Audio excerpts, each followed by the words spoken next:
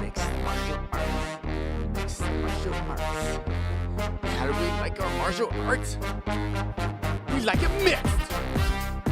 You know, it's hilarious. I was wondering how loud Casey was going to get with the intro for this because he is in San Diego. He's in the media room for Bellator 300. The official weigh-ins just ended. The ceremonial weigh-ins are about to kick off. I didn't know if Casey was going to scream and yell, but I think he did the best he could there. But welcome, everybody. It's a double-header preview show. We got UFC Vegas 80 going down tomorrow. We got Bellator 300 going down tomorrow. And we're here to talk about it with all of you wonderful people on a Friday afternoon. I am Mike Keck. I got the Phoenix contingency with me first, my bald brethren, the wise wordsmith, Mr. Shaheen Al-Shatti. Happy Friday, sir. I feel like I haven't talked to you in forever. It's been a bit, but I'm glad you mentioned the Phoenix Mafia here because we're here to represent Diamondbacks in the playoffs, baby. We finally got something else going on in this. Diamondbacks go. Beat those Dodgers, baby. Let's go. Yes, as a Red Sox fan, got nothing really to root for right now. And José Youngs joins us as well, the other half of Team Phoenix, Team Diamondbacks, at least for these particular playoffs. What's up, Jose? Look at that hair. Holy cow. See what I'm doing?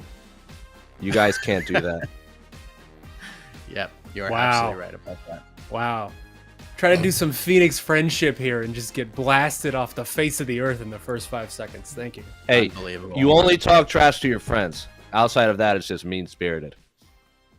So what do you call that? That's fair. Was that mean-spirited or was it friendly banter? Okay. I just want to make sure that we were all on the same page here.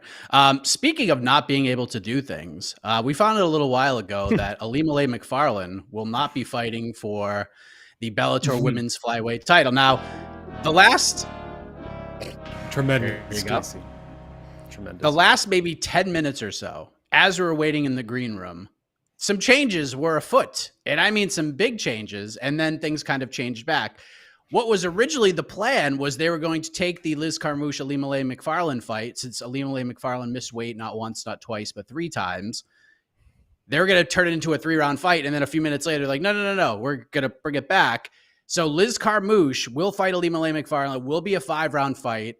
It will count as an official title defense for Liz Carmouche should she win.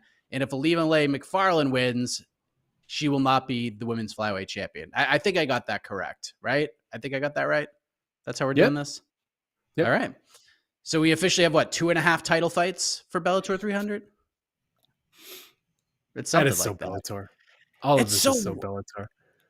So she walks in at 120. She missed a bunch, man. 127.4 in the first attempt. 126.6 on attempt 2. And then for some reason, she weighs in a third time and she weighed 128.2. Craziness. Like, why even have her win a third time at that point? I mean, if she made 125, that would have been an incredible amount of weight to be cut in like an hour's time, like almost 2 pounds. But then she comes in a pound and a half heavier. Weird situation, but the fight will happen. It will be a 5-rounder. It'll be Chris Kat Zingano. That fight is finally happening for the women's featherweight title in the co-main event. Main event, Usman Nurmagomedov versus Brent Primus for the lightweight title. It's also the semifinal fight for the Bellator lightweight Grand Prix. And then over with the UFC, we got Grant Dawson versus Bobby Green in the main event. So Shaheen, I just ran off the main event for UFC Vegas 80. I ran off the 2.5 title fights for Bellator 300. I understand belts are cool and everything, but if you look at the betting odds with the Bellator title fights, Carmouche is almost a minus 300 favorite, but Usman Nurmagomedov and Chris Cyborg are just ginormous favorites, and most people are expecting the champions to cruise and walk out of San Diego with the champion. So if you had to choose, Shaheen, and I understand the historical significance behind Bellator 300, but if they're like, Shaheen, you can only watch and cover one of these events, which one are you watching and covering and why? Bellator 300. I mean, I'll be fair. It's Bellator 300 is the better event. And I think there's a couple of reasons for this, right? One is obviously it's just the way all of this plays out is so Bellator that they try to do this seminal thing. We know sort of what's happening behind the scenes with them, the potential sale. one big last show blowout type of situation, 4 title fights, and in the most Bellator fashion possible, we end up with what, like you said, 2.5. It's just you can predict these things. You can predict these things. But to me, I mean, this is still a very good event. I am incredibly intrigued in Usman Nurmagomedov more than anything. Right? If you said, Sean, you can pick one fight from this whole weekend that you can watch, I'm picking Usman just because I'm very curious to see more from this man, right? Like he's potentially a top 5 lightweight in the entire world. He's one of the best talents Bellator has. He might be the best talent Bellator has on the roster right now. So I just want to see this man fight. He's very exciting. He brings it every time. And you know, Brent Primus is a good matchup, former champion. Very tough out, who has a pretty decent resume when it comes to Bellator fighters, especially Bellator lightweight. So, you know, that to me, that sells. And also Chris Cyborg, Kat Zingano, there's been so much buildup for this. There's been very strange buildup for this. There's been a lot of will they, won't they for a long time. I almost just want to see some resolution to that. But also just the fact that it does feel historically significant to some degree that this is happening, right? I think there's a very good, clear chance that we have 2 Bellator events left ever. This one, and then what we have in November with Bellator 301. And the way that these sort of, like, we've been around for these things before, right? We all remember, at least I certainly do, the end of Strikeforce, the end of WEC, the end of Pride even. When these sort of big mainstream promotions are on a death march in a way that it very much feels like Bellator is right now, where we can see the end, we know it's coming, and you just have to get out these last few obligations. It can go one of two ways, right? I mean, you look at the WEC, probably the greatest send-off for a major promotion in the history of the sport, right? WEC 53, one of the best shows in history, just all-out bangers from beginning to end, and you end on a high note in that fashion. And then you look at the opposite, right, which is the last time Scott Coker was in this situation with Strikeforce, where their death march was just very slow, painful, agonizing at times, getting stripped of their parts before the whole thing was done. You're running out main events where Daniel Cormier is fighting Dion Staring. If anybody remembers the name Dion Staring, like, it was just a very weird and drawn out and painful experience by the end for what was otherwise a very beloved and fan favorite type of promotion. It seems as if Bellator is sort of doing the WEC route. They want to close this out with some good shows, doing the Bellator thing, putting out their best names out there, putting out their best talent, and not doing the death march that we have seen from others.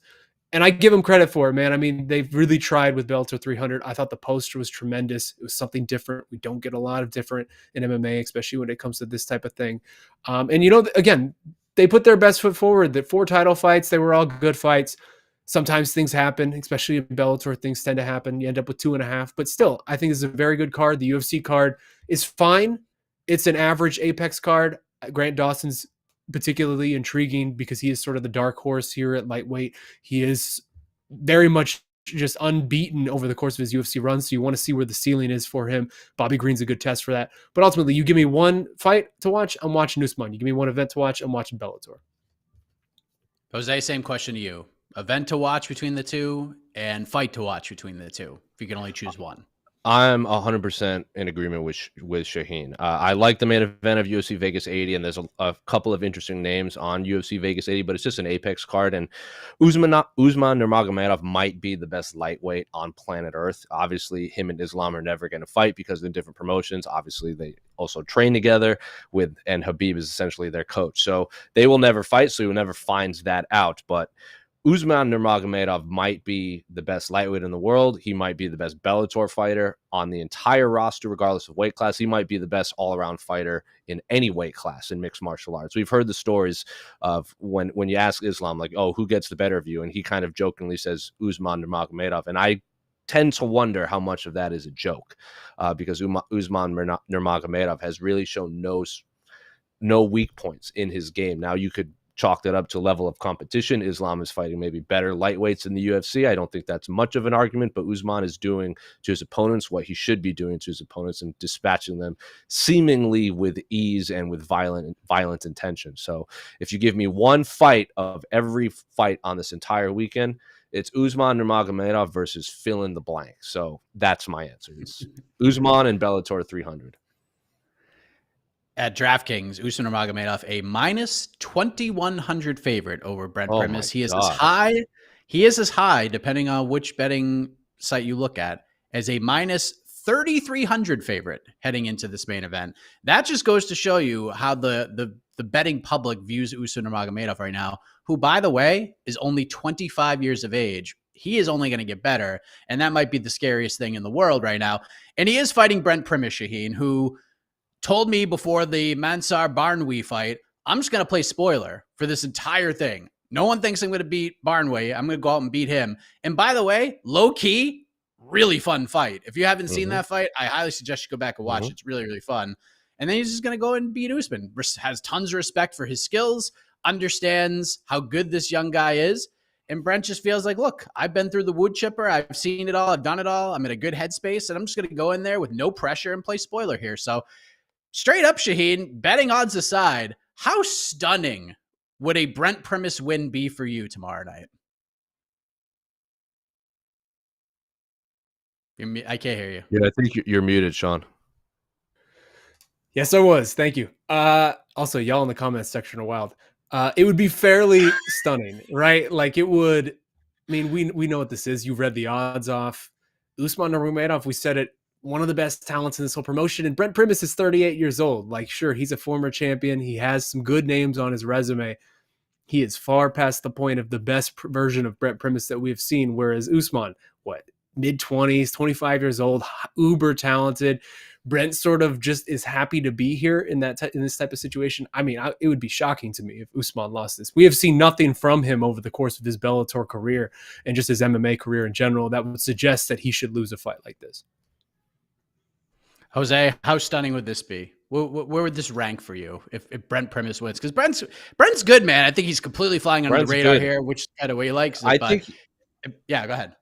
I think he is flying under the radar because the only thing I would disagree with what Sean says, I don't think Brent is just happy to be here because let's not forget, he was not in the lightweight tournament, the Grand Prix, when it was announced, like the original lineup, and he was pissed. Like every interview he did, he brought it up. Even before that, they were talking, like, I think there was a lightweight title fight and he wasn't even mentioned in it, and he went scorched earth on like Scott Coker and Bellator for not booking him in bigger fights.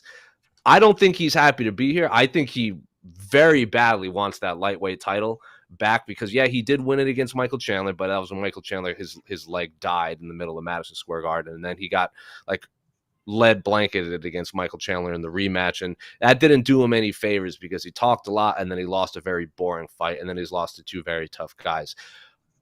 Brent Primus is a very good grappler. I interviewed him before his fight with Benson Henderson, and Brent said, who we all know Benson is one of the best grapplers the lightweight division has ever seen, a very high-level black belt. Sean knows better than most from the MMA lab days.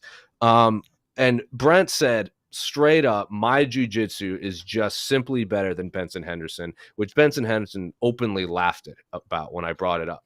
If you remember that fight, Brent Primus just grappled Benson Henderson and won a pretty dominant decision. Now, I'm not picking him to win to beat Usman Nurmagomedov, but I don't think he's just simply happy to be here. I think he's going to come in and very much try to put Usman Nurmagomedov away. I would be surprised. I wouldn't use the word shocked, though. I would be very surprised if Usman Nurmagomedov lost, but I do think Brent Primus is a live dog.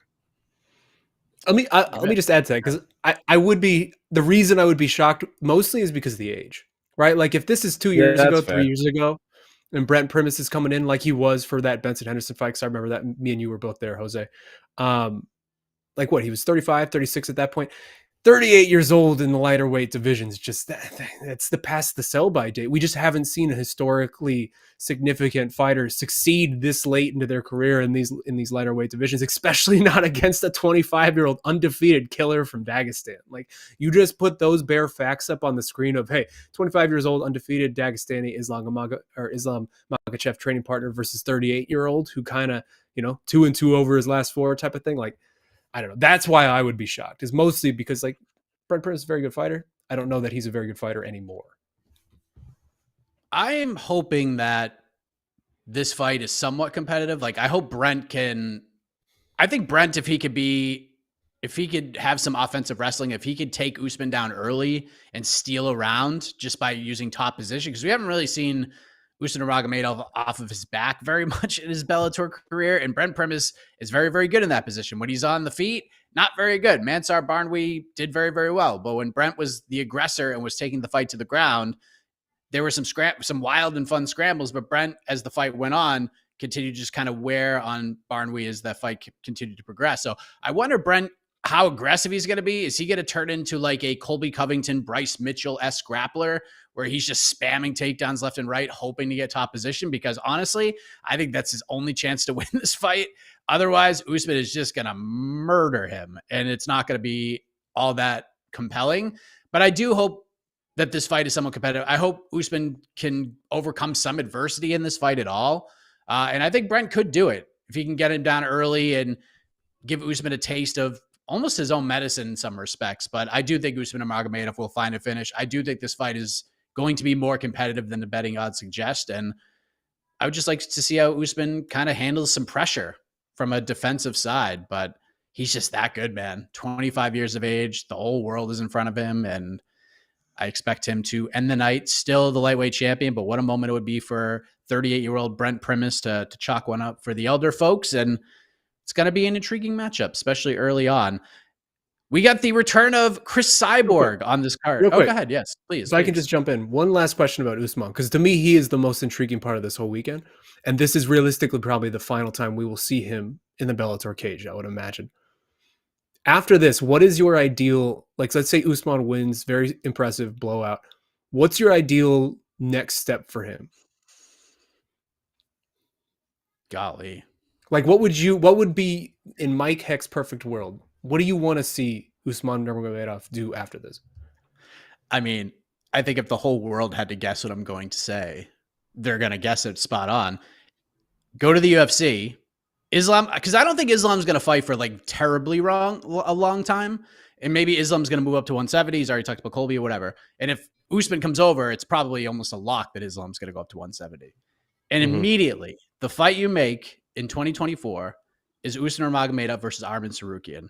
I have to see it. Oh, I have to see it. Just give me that, and then I will be fine. Because apparently it is being talked about that Arman's going to fight Beneil Dariush sometime in December. I know there were talks about the pay-per-view.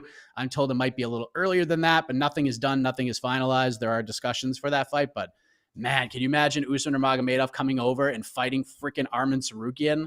25, 26-year-olds, two of the best in the world, trying to rise up the ranks. That's what I would like to see if I had my druthers. But I don't know. Jose, what would you like to see for Usman Nurmagomedov with a victory here? I would also like to see him finish out the Grand Prix first. Yeah. But I mean, yes. I would like to see him finish out the Grand Prix, whether that's under the PFL banner or the Bellator banner. Don't really care. The Tricky Pitbull fight doesn't really interest me, but the Shabley fight would be very fun. That would be very, very fun to watch. And I think that, like, when they announced the lineup, I always thought that would be probably the toughest fight for Usman. If Usman Nurmagomedov goes over to the UFC and Islam does go up to welterweight, I mean, I love the Arman fight a lot, and I'm not going to say no to watching that fight or the Gamrot fight or anything. If there's a vacant title, just throw Usman right into a vacant title fight, honestly. The Nurmagomedov name is there. Islam is just like, I'll go up. You give him an immediate title shot. Habib will call Dan and be like, give Usman an immediate title shot. And Dan will be like, yep, you got it. And then that's that. So, honestly, Usman Nurmagomedov versus anyone for the vacant UFC lightweight title would be tons of fun. Shaheen, we could get Usman Nurmagomedov versus Justin Gaethje. You stole the words. You stole the words right out of my mouth. I was going to say, I don't know how we get it or the world in which this happens, but I would just really want to see Usman versus Justin Gaethje, because that is just violence and chaos on a level that we deserve.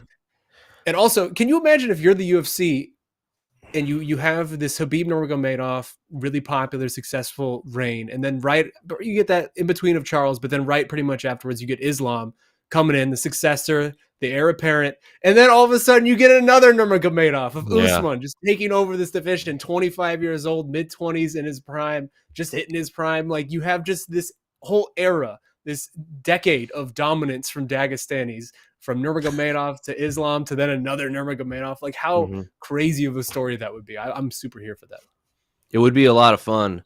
I mean, we're all saying Islam going up because he still has to fight Charles Oliveira, which is not an easy task whatsoever. No. Yeah, and then you got Umar at bantamweight, you got Usman at lightweight, and then in this hypothetical world, Islam is at welterweight. What a terrifying, absolutely terrifying lineup they got. Have What fun a with terrible that, guys. decade to be another lightweight who doesn't know. come from Dagestan. I know.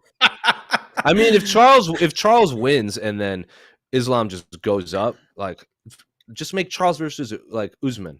Like, I'm fine with that too. I'm fine with any of that. Man, the options are aplenty. They are Hey, aplenty. you know why? You know why? And you know why? Because lightweight is the best weight class in MMA. Best Let's go. division in the whole damn sport. Absolutely right. And everyone at MMA fighting agrees with that, and they don't say bantamweight. Yes, I think only AK is on Team Bantamweight, but that's okay. We love you. You're my best friend, AK, but you're just wrong. You're just wrong. Speaking of divisions, although it depends on Casey too. You're muted, Casey. We know what he's saying. Guys, I've been saying he's saying, guys, I've been on the bantamweight train, but you're right. You're absolutely right. It is actually lightweight. You've talked I can read lips. He said bantamweight is not as good as lightweight. The Houston Astros should return their World Series trophies. The mustache is fake. Back to you, Mike. Thanks, Casey. Oh my God. Wow. So I wasn't prepared for fake mustaches, but I was also not prepared for fake mustaches. Apparently, women's featherweight is still alive, guys. It is still alive, and it is alive and kicking in Bellator MMA. Chris Cyborg is back in the Bellator cage for the first time since the highly anticipated Arlene Blanco rematch in April of 2022 at Bellator 279. She had 2 boxing fights, which she was victorious in, and now she returns to face Kat Zingano. And as we talked about for a hot minute, Shaheen, these two ladies have been circling each other for months and months and months, almost years at this point. I think you could say probably a couple of years, but finally, we are going to get this fight. 2 former UFC fighters, Chris Cyborg, one of the greatest of all time, Kat Zingano, unbeaten since signing with Bellator from the UFC, and they're finally going to collide. How intrigued are you in this fight, Shaheen, with especially with kind of the weird road it took to get here? Didn't think like we'd actually get this fight. Kind of. Not really, kind of. I don't know. I mean, it certainly has been years, right? Like I can remember, Jose, you were probably there too. I can remember an event in Arizona. I think it was maybe JDS Stipe 1, where Kat Zingano was backstage talking about wanting to fight Cyborg then. Like that was a long time ago. And that was already. I think that was Francis and Kane. That was, yes. Good call. Great call. Yeah. The memory, the elephant. ESPN 1. Unbeaten. And yeah, so this has just been ongoing for years and years and years. So it is nice that we will, at least before Bellator shutters, get some kind of resolution to this, because it is something that we have followed for so long. I don't think very many of us think this is going to be very competitive, right? Like this is just, Chris Cyborg is a real featherweight. Kat Zingano is a blown up bantamweight. Kat Zingano's best days are behind her. She's looked better in Bellator. I don't know that she's really blown the doors off of people's expectations, though. Like I think we kind of know how this is going to look. Chris Cyborg is still an all-time great, and every time you get a chance to see her, it is worthwhile and worth seeing. But if you give me what's my level of interest, maybe like a 6 out of 10, I'd go that.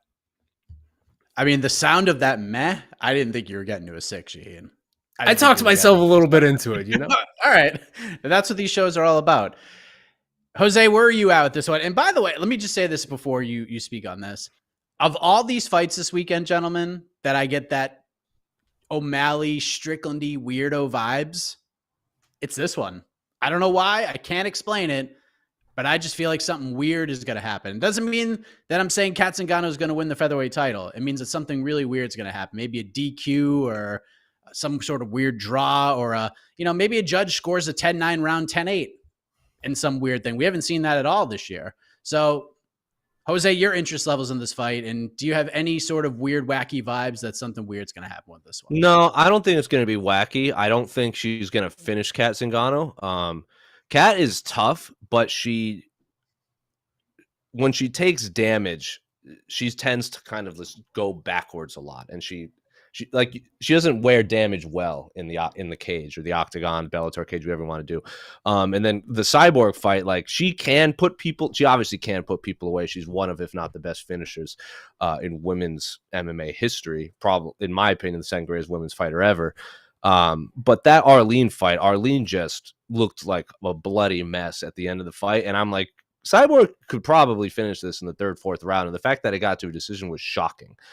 Kat is a very talented fighter. She's a tough fighter. I just think Chris is just on another level than any of, especially now that a man is retired. She is just on another level compared to any of these women at 135, 145. And like Sean said, Chris is an actual featherweight. Kat is a bantamweight that just isn't cutting weight. I think it'll be like a 50-45, 49-46 for Cyborg. And then hopefully we can get a big fight if there is this merger for her against a fighter that can match her physical skills in the cage. Possibly. I just Kayla wish they would have Harrison. done this. I just wish they would have done this 3 years ago. I agree 100%. Like Kat Zingano's 41 years old. Like, why did we wait so long? She signed with Bellator in 2020. Like, why did it take until now to do this? Yeah. I remember talking to her like a year and a half ago. She's like, yeah, they told me it was going to be a title fight. And then they told me it was going to be an interim title fight. Then they said I was going to main event a card. And then I didn't fight for 5 months. And then I got a 3-round fight against somebody that I didn't think I was going to fight on like a month's notice. So just her trajectory has been really weird. She was calling for some sort of specific drug tests in order for Cyborg to fight. There were all sorts of different shenanigans that were happening along the way. But all these years later, we finally get it. And it's going to happen. Tomorrow night, we got Liz Carmouche against Alima Leigh McFarlane. Could be the final fight of Alima Leigh McFarlane's career. Who knows? It's just kind of a weird fight with all the weight shenanigans that happened earlier today. So we'll see what happens there. Before we move on to the UFC, Shaheen, we have 16 fights here. We talked about the 3 title fights. Low-key banger. What's the low-key banger here? Oh, don't do this to me, Mike. Don't do this to me. There's an obvious one. I mean, there's an obvious one, and I guess I'll just pick the low-hanging fruit. I'm very curious, the heavyweight bout, the final bout before the main card. I'm going to butcher this man's last name, Slim Trablesi. I'm not sure if I'm getting the last. Not sure if I'm getting the last name right. If you look him up, I mean, there was a long ongoing saga with him for a long time about trying to sign him to these major promotions. Very decorated athlete. You know, I'm interested to see how it translates. We always need more heavyweight talent. So if you make me pick one, that's probably it. But this is a very Bellator prelims. Yeah. I mean, just think of the trajectory of Slim Trablesi's career, because had things gone the way they were supposed to, he would have gone to the UFC and just gotten ethered by the GOAT Paca Porter in Abu Dhabi. So that would not have been good for him. And now he ends up on a historic Bellator 300 card instead. Very interesting story. It's one of those ones where until Slim actually steps into the Bellator cage, I don't believe this fight's actually happening, just because of all the things that have been going on behind the scenes. But I am interested to see what he looks like after all this. Davion Franklin is no joke. Dude is incredible athlete at heavyweight. So that should be super fun. Jose, low-key banger for Bellator 300. I mean, if you're talking about a fight that'll satiate my bloodlust, it's pretty much Henry Corrales versus anybody, because that dude, I very much like his style to accepting fights where Scott Coker or whoever calls him and he just says, who am I fighting and when? And then he just shows up and fights the guy. So big fan of that approach, that Henry Corrales fight. Kai Kamaka III is also just an all-around fun guy to watch fight. He's a get or get got type of guy. But there are two names like the Josh Hockett, who I think kicks off the card. Dude used to play for the 49ers. Like, that dude is an athletic freak. He used to be a tight end in the National Football League. So very much excited to watch him. And then obviously Bryce Meredith is a 3-time Division I All-American wrestler. So if you're just looking for blue chip American athletes fighting on the Bellator prelim cards, I guess those two would be the names. But if you're just looking for a fight that's going to be bananas, it's the Henry Corrales versus Kai Kamaka III all day. Yeah. I love the Henry shout. Oh, yeah, it's great. Great fight. Yeah, I love that fight. I know that we're never going to do this because I think 5 people would read it, but I would, in my mind, I would love to put together like all violence first team and second team for the history of Bellator after it's concluded. Like they do in the NBA, all NBA first team, second team. And I don't know if Henry Corrales makes all violence first team for the history of Bellator, but he certainly is on that second team. That man has been putting in work, bangers, He is, and just bloodlust for his entire Bellator career, and he is very he's- unsung in that regard. He started 0-3 in his Bellator career against Daniel Strauss, Emmanuel Santos, and Patricio Pitbull. Like, just welcome to Bellator, Henry Corrales. Here's a pit of fire. And then that's just welcome. He's such a gamer. That fight's going to be really, really fun. And then Grant Neal, who's a very talented fighter, moving down to 185 to fight Ramiro Cotton. That should be a fun one as well. So that is Bellator 300.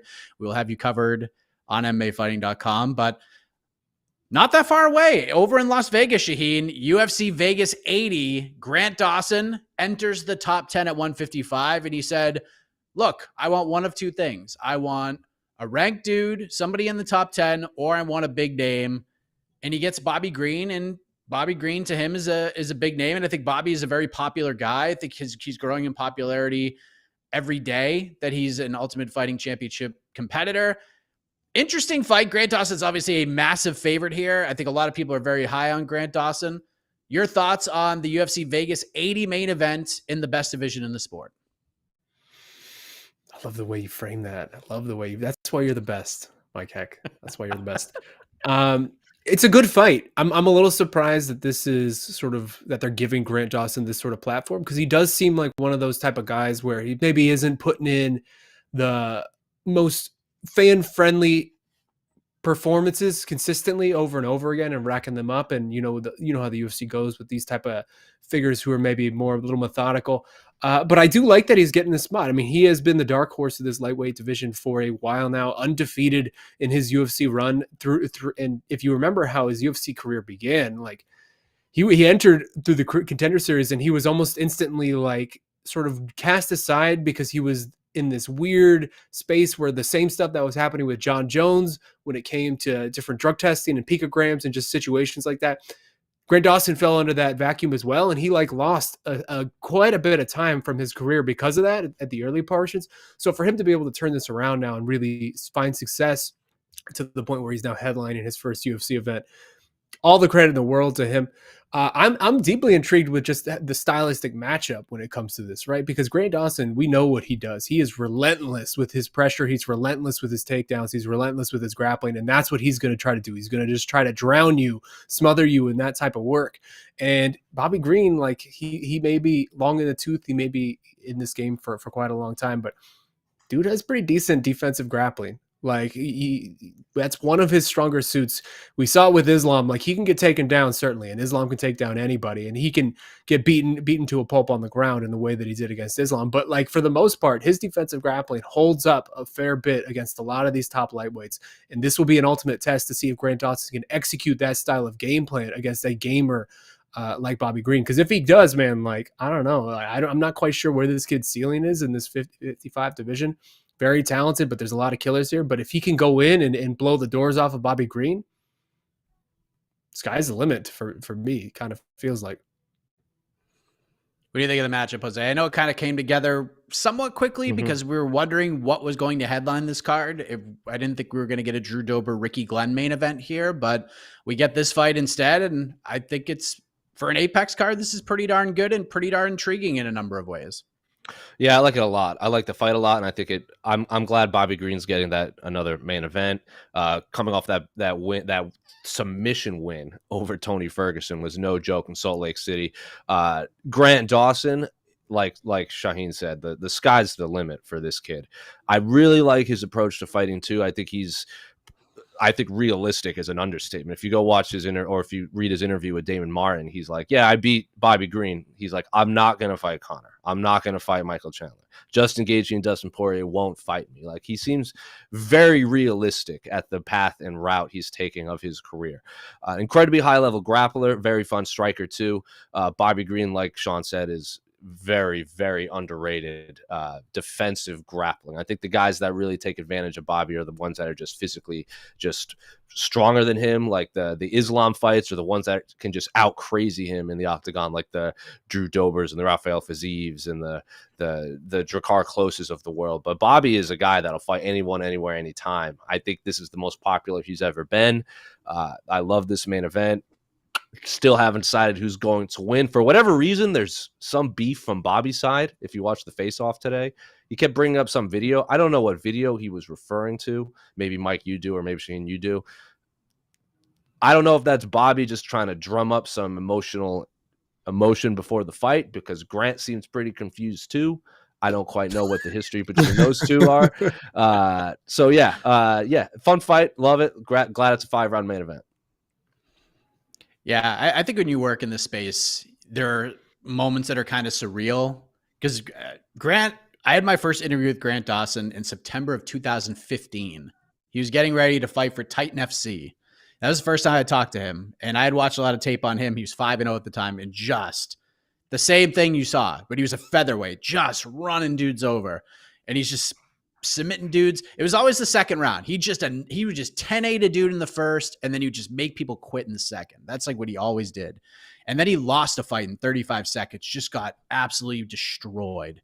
And it was one of those things that he had a lot going on with his personal life and some personal relationships that were falling apart. And eventually he just broke through the hump and got super hungry. And now he's headlining a freaking UFC event. And it's just kind of wild to think, because he's always had the talent.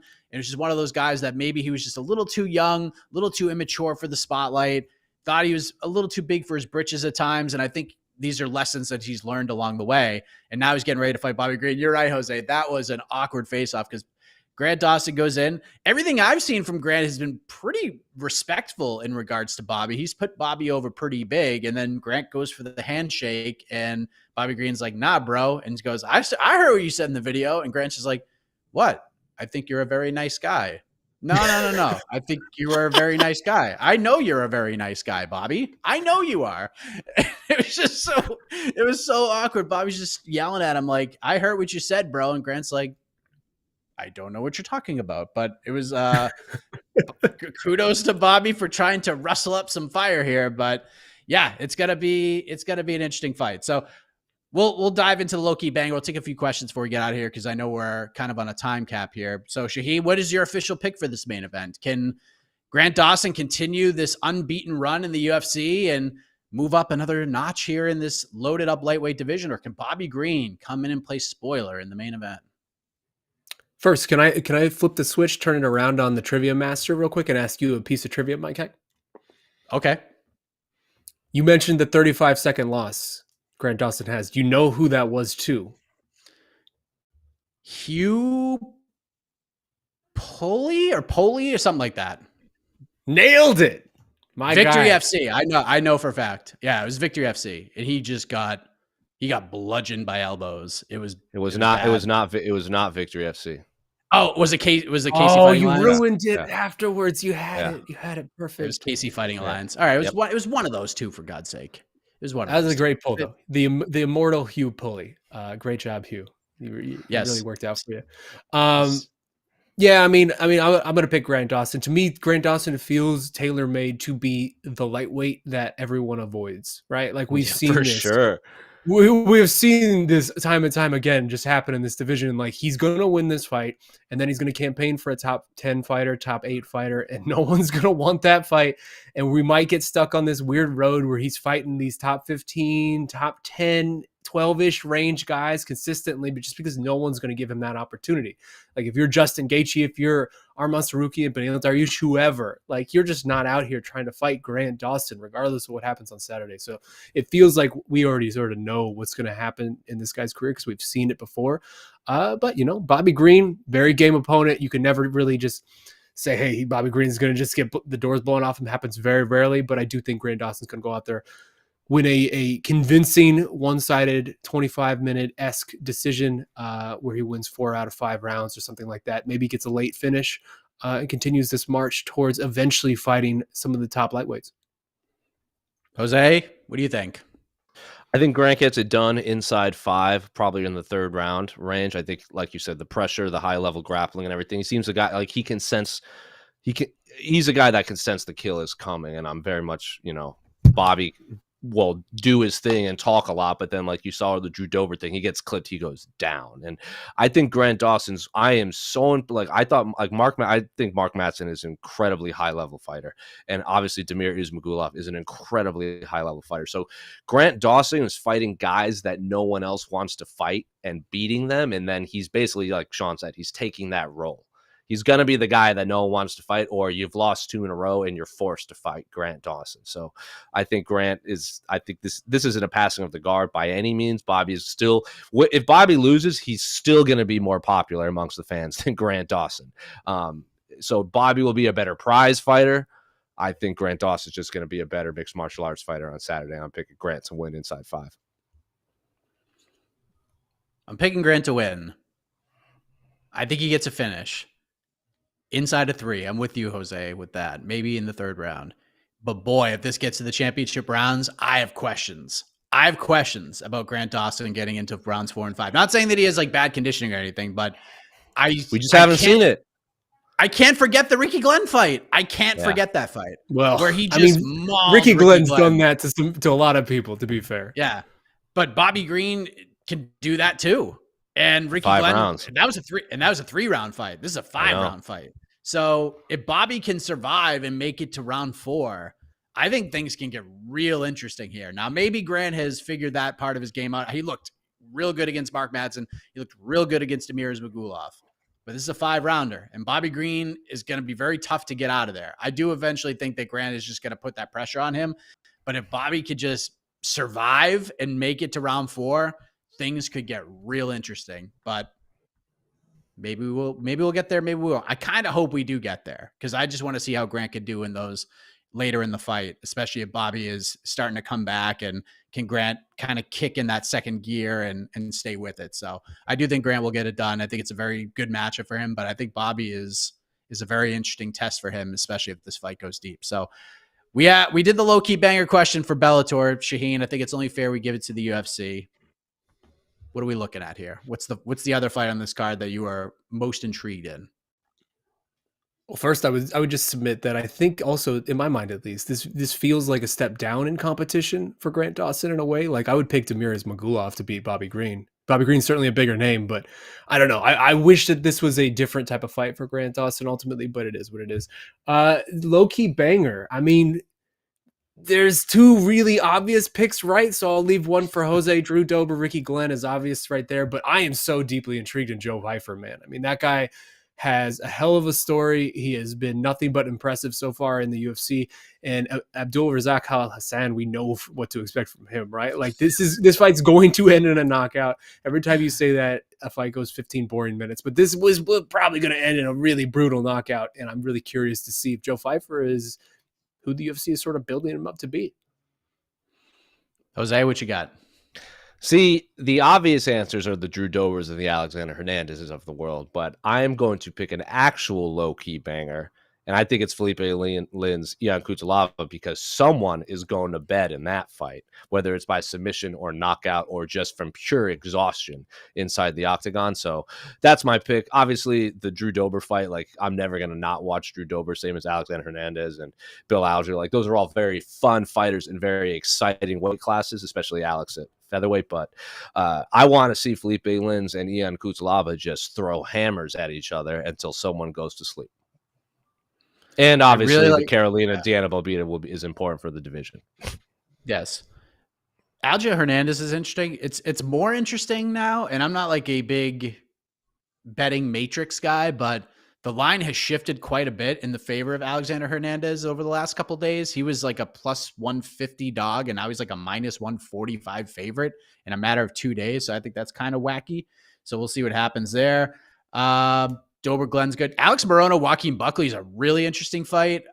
We're going to see like what Joaquin Buckley's all about here, in my personal opinion. I really like the fight, but man, every time I think and talk about this card, I'm just gutted by the fact we're not getting Chris Gutierrez, Montel Jackson on this card. It hurts my soul that we're not getting that fight.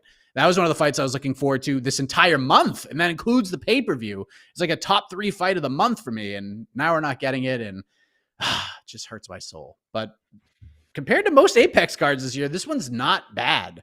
This one is not bad. This is more on the Gonna be 8K fun. Prince of Positivity scale. Yeah, I think it's going to be pretty fun. It's going to be Do you a think- fun night of very exciting fights for the most part. Maybe not the main event, but outside everything else.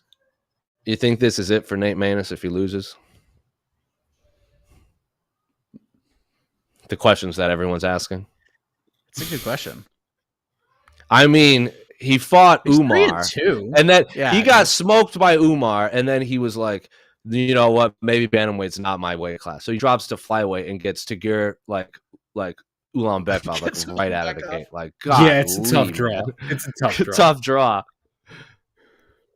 And now he gets I bet it is though. Mendonca, If he loses this one, I don't real good too. know that there's much demand to see Nate Maness Right. get 4 in a row. Right.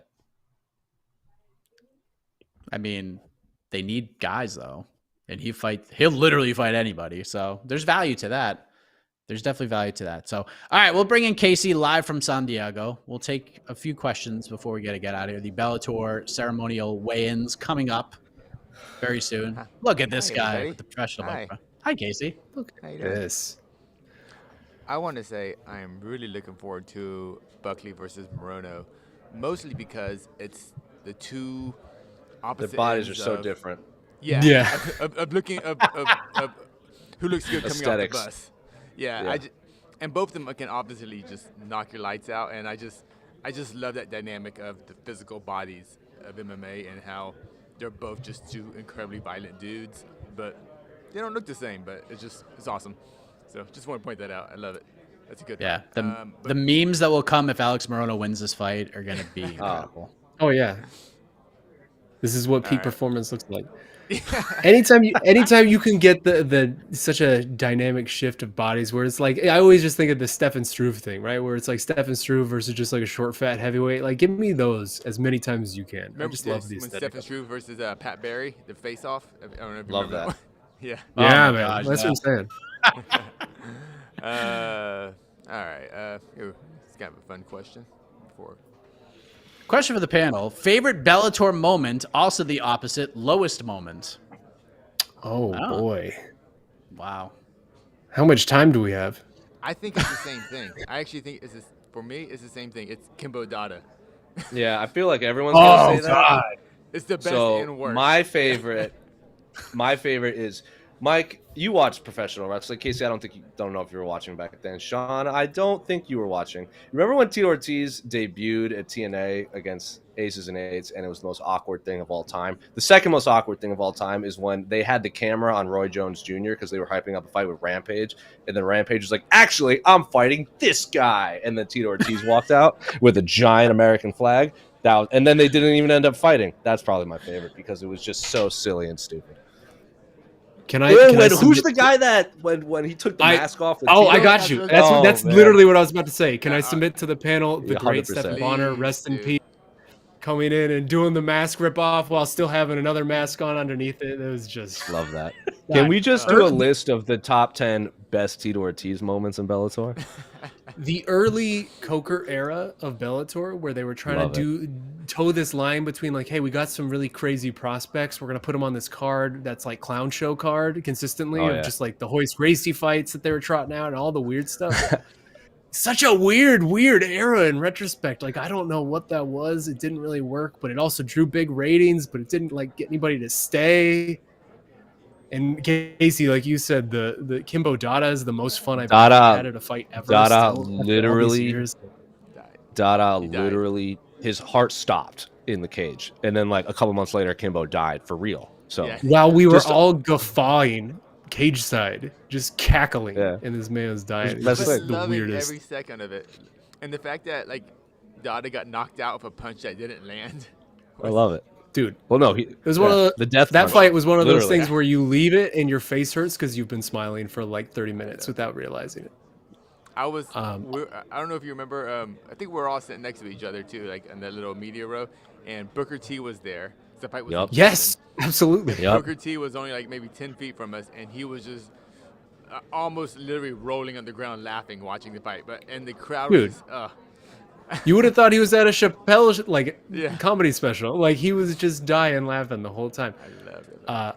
Also, I do but I have think to ba- just Oh, go on. mention Chandler Alvarez I was was gonna sort say- of Oh, that's the big- that's what I was gonna say. the- I was like yeah, that was that, and I being was the same night as Hendo Shogun. Like that era was my favorite era because you also had like the carnage of like middleweight Hector Lombard doing his thing at Bellator. So that was just like such a fun, that Flamenco was such a too. fun era. Alexander Yeah. Flamenco. For sure. Those fight cards were a blast because there was actual high level fights. Yeah.